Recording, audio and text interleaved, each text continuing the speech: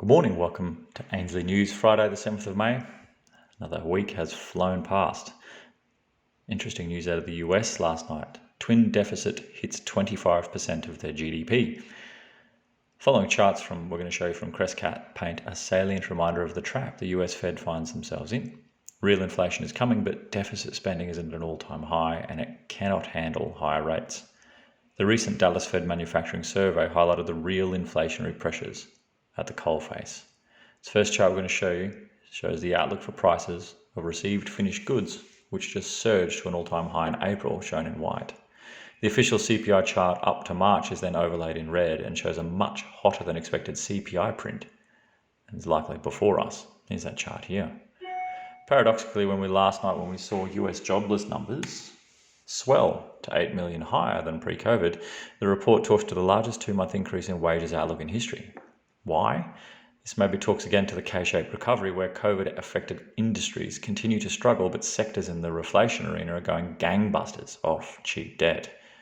Is that outlook for wages and benefits chart?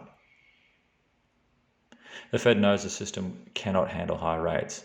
Just yesterday we wrote of the market panic on Janet Yellen, even hinting at rises in rates. The easiest way to maintain calm and control is to reinforce everything is awesome and nothing to see here.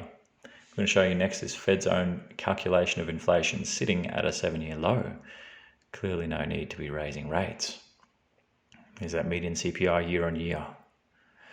And to highlight the sheer magnitude of what is before the Fed to control, this next chart we're going to show you maps the so-called twin deficits of the US public deficit, funding Biden's stimulus packages on top of the perpetual deficits for social and medical welfare, and the current account deficit.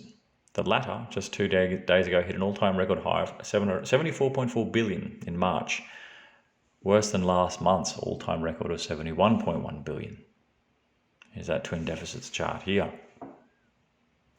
And so the US is amassing more and more debt to keep the ship going, while sinking it deeper and deeper with debt, and buying 70-odd billion more than it sells every month.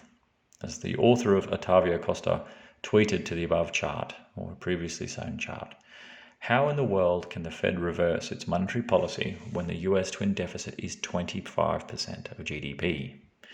Indeed, reality eventually always catches up. Well, that's the end of this week's news. We hope you've enjoyed, everyone. Have a great weekend. Remember ainsleyBullion.com.au for all things physical, ainsleywealth.com.au link for all things cryptocurrency, and goldsilverstandard.com for our own cryptocurrency built and backed by gold and silver. We'll catch you Monday.